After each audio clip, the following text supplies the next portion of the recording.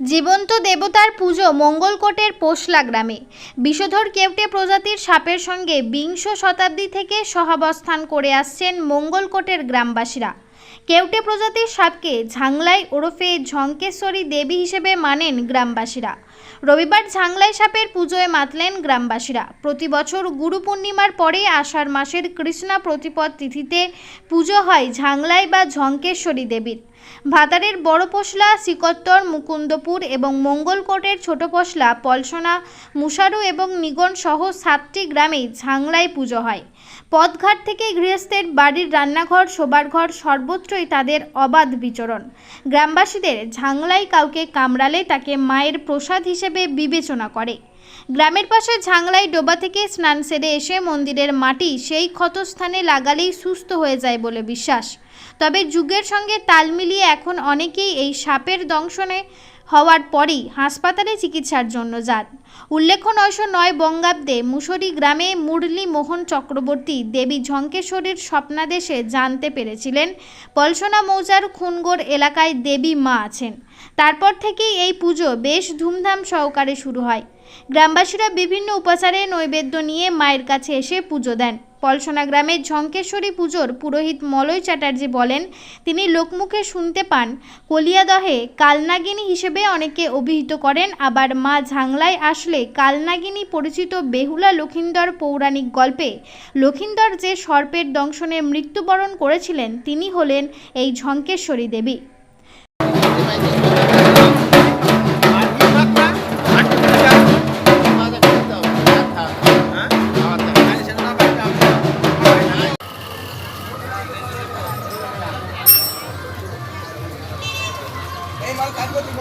এই পুজোর ইতিহাসটা একটু বলুন। দেবী ঝঙ্কেশ্বরী আমাদের এই পলসনা গ্রামে, এই পুজো শুধু পলসনা গ্রামে হচ্ছে না, পলসনা, মুসুরি, ছোট পোজলা, বড় পোজলা এই 4খানা গ্রামে জীবন্ত সর্বরূপী মূর্তিতে পূজিত হয়। তারপরে আরও যে সমস্ত গ্রাম 3খানা আছে, শ্রীকত্তর, ময়দান আর নিগন, এখানে পুজো হয়। এখানে কিন্তু আমাদের জীবন্ত মূর্তি দেখা যায় না। এই ঠাকুরের একটা বিশেষ মাহাত্ম্য আছে। তবে এর আবির্ভাব এই 909 বঙ্গাব্দে প্রথম উপনীত হন খুনগড় ডাঙা, আমাদের গ্রামের পূর্ব দিকে খুনগড় গ্রামে হয়। তিনি স্বপ্নাদেশ দেন পাশের গ্রামে মুসুরিতে মুরারি মোহন চক্রবর্তী, তিনি স্বপ্নাদিষ্ট হন। আমি এখানে কৃষ্ণা পুঁথিপদে, এই আষাঢ় মাসে কৃষ্ণা পুঁথিপদে তিনি আবির্ভূত হন। সেই থেকে কৃষ্ণা পুঁথিপদে পূজিত হচ্ছেন। তা দেবী ঝঙ্কেশ্বরী এর মাহাত্ম্য অপরিসীম। এখানে কোনো অভাব অভিযোগ আমাদের নাই, এখানে কোনো প্রাকৃতিক দুর্যোগ ঘটে না। সুস্থভাবে আমাদের মানসিকতা নিয়ে আমরা ঝঙ্কেশ্বরী পুজো করে থাকি। এইটুকু, এর কোনো বিষ নাই, নির্বিষ অবস্থায় নিয়ে থাকেন। এর প্রথম কথা হচ্ছে, কেউ কেউ বলেন কালিয়াদহে কালনাগিনী আমাদের ঝঙ্কেশ্বরী, আবার কেউ বলছেন বেহুলা লক্ষিন্দরে যিনি লক্ষিন্দরকে যে দংশন করেছিল সেই কালনাগিনী আমাদের ঝঙ্কেশ্বরী। এর মধ্যে ঠিক ইতিহাস আমরা ঠিক পাই না এই ব্যাপার। এই যে এখন যে আধুনিক যুগে এই যে সাপে কাউ দংশন করে, তো এখনও কি আপনারা পুরাতন রীতি মেনেই চলেন?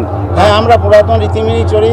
এখানে মায়ের মৃত্তিকা, সামনে ঝঙ্কেশ্বরী একটা পুকুর আছে, সেই পুকুরে স্নান করে এসে প্রচলিত বিশ্বাস আমাদের এখানে আছে। আমাদের এই বিশ্বাস নিয়ে আমরা থাকি। এটাকে দংশন করেছে আমরা বলতে পারবো না, মা প্রসাদ করেছেন। এই অবস্থা। আমার নাম মলয় চ্যাটার্জি, পলসনা গ্রামেই বাড়ি। হ্যাঁ, এটা কোথাকার পুজো এবং কত বছর ধরে হয়ে আসছে? তো আমরা জন্ম থেকেই দেখছি যে পুজোটা মা ঝঙ্কেশ্বরী হয়ে আসছে।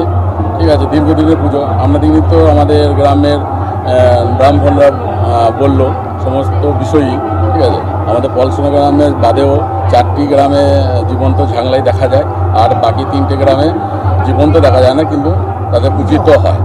ঠিক আছে, আর আমাদের বিশেষ বৈচিত্র্য হচ্ছে আমাদের এই 4খানা গাঁয়ের মধ্যে আমাদের পলসনাতেই শুধু জ্যান্ত ঝাংলাইয়ের পুজোটা হয়। এটা আর কোথাও আপনি দেখতে পাবেন না বা পাওয়া যাবে না। এই যে জ্যান্ত ঝাংলাই নিয়ে আপনারা পুজো করলেন, যে এখন এই আধুনিক যুগেও কোন বিশ্বাস থেকে এই পুজোটা করছেন আমরা? এটা মায়ের বিশ্বাস। আমাদের এখানে মানে মানে জাত সাহেবের দংশন নেই বলেই চলে। মা দেখলে মানে এরিয়া ঢুকতে দেয় না, বা ও নিজ সীমানার মধ্যেই বিরাজ করেন। এবং এখনও কামড়ালে এখনও সেই মৃত্তিকা ঝাংলাই পুকুরে ডুব দিয়ে মৃত্তিকা লাগিয়ে এখনও সেইভাবেই ভালো হচ্ছে।